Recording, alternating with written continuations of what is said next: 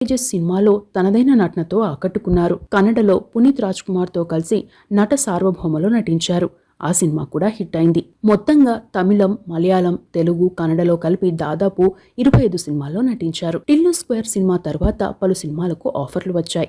Prashanth Varma octopus సినిమాలోనూ chance వచ్చిందని చెబుతున్నారు. ఇక అనుపమ పరమేశ్వరన్ అవార్డులు, నామినేషన్ల విషయానికి వస్తే 2016లో ప్రేమం సినిమాకి బెస్ట్ సపోర్టెడ్ యాక్ట్రెస్ గా ఐఫా అవార్డు అందుకున్నారు. ఆ సినిమాకు గాను బెస్ట్ యాక్ట్రెస్ గా జీ సినిమా అవార్డు అందుకున్నారు.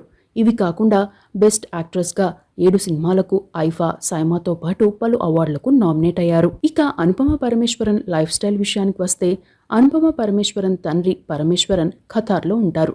సినిమాల్లోకి వచ్చాక కూడా అనుపమ పరమేశ్వరన్ తన సొంత ఊళ్ళోనే నివాసం ఉంటున్నారు. షూటింగ్లు ఉంటే బయటి ప్రాంతాల్లో ఉంటారు. ఇక తన తమ్ముడికి ఇష్టం లేకపోయినా తానే బలవంతంగా రీల్స్ చేయిస్తానని, తనకు తన తమ్ముడు ద బెస్ట్ ఫ్రెండ్ అని